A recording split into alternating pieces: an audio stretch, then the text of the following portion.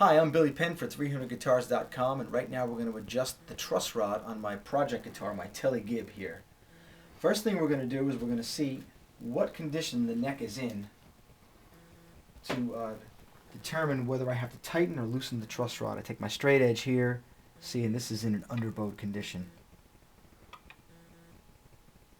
And that underbowed condition, what that means is if you're looking at the guitar with the body facing up, underbow, your neck is in a condition like this, which means the truss rod has to be tightened. As by tightening the truss rod, your neck's going to get straighter. If you tighten it too much, it will backbow and it won't even play. It'll rattle everywhere and fret out everywhere. I like to set up my guitars with the truss rod just about dead flat straight, maybe just a slight bit of underbow. They just seem to play faster and they just feel more alive to me. I can deal with a little bit more rattle, fret buzzing and rattling, and just make up for it in the feel. Now on a vintage type of guitar like this, unfortunately, the hard way to do it, but the right way to do it, I believe, is to take the neck off. So we're going to have to take the neck off this guitar to get at the truss rod adjustment, which is here. On some Fender guitars and other types of guitars like this, you may be able to take off the pickguard and get a medium-sized screwdriver to catch both sides of the crosshairs of that truss rod adjustment.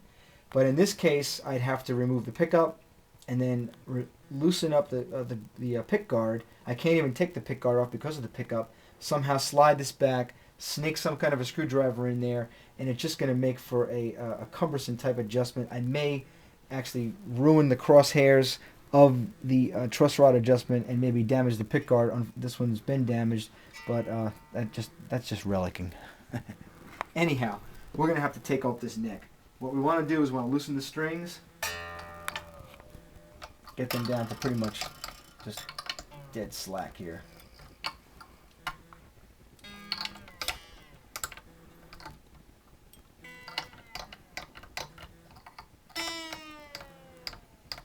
Okay.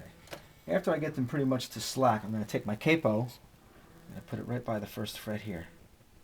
When I take this neck off to adjust this rod, all my strings should stay perfectly in the nut slot, and I won't have to deal with a whole lot of strings flying out and creating just a mess of knots and everything. Okay, pull out my Makita here. Let's take this neck off. Here's where the fun starts. Okay, so before we take this neck off, I'm going to show you one little trick that I like to use here in the shop. I like to take some of this painter's masking tape, just a little piece, and even though it doesn't really pull up finish and it's designed not to do that, I like to reduce some of the stickiness just by putting on my shirt or your pants, pick up a little bit of lint just so it's not as sticky, and just put it over the 4-bolt neck plate. This way when you pick up this guitar and you're taking off your neck, the neck plate doesn't fall off. It's just one more thing out of the equation, especially if you're working alone. Don't have any helper. Okay, let's take this neck off.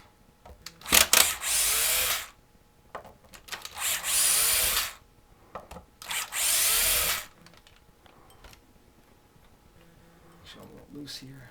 That's good. Those bolts might just stay in. Take my neck out. See?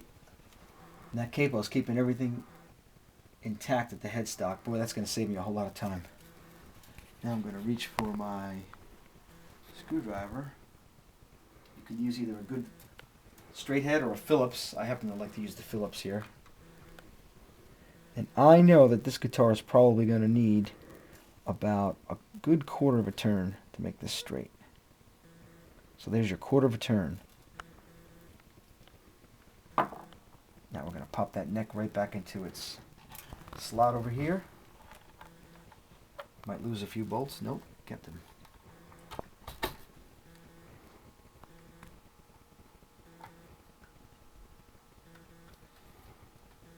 Let's get back to that Makita. And I'm not going to tighten these up with the drill here. Just going to take them down close to being tight. I'm going to finish this off with my Phillips screwdriver so I don't drive the plate into the wood or possibly strip out the neck. it always pays just to take your time, go slow. Of course, some experience doesn't hurt. Now see, I can feel that neck cinching up and getting nice and tight into its pocket.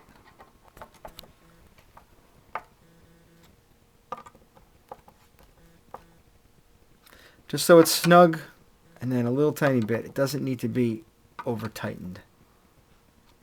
We'll just leave the tape on in case we have to take this neck off again. Like I said, that's one of the only drawbacks about working on a vintage guitar like this is you have to take the neck off. Alright, let's bring this guitar up to pitch now.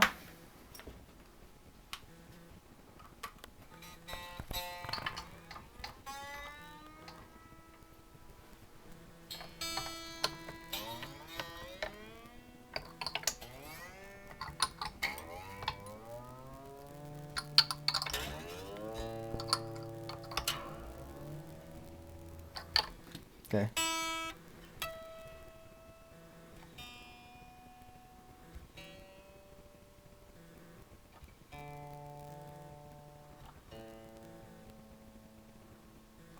Overshot that one a little bit.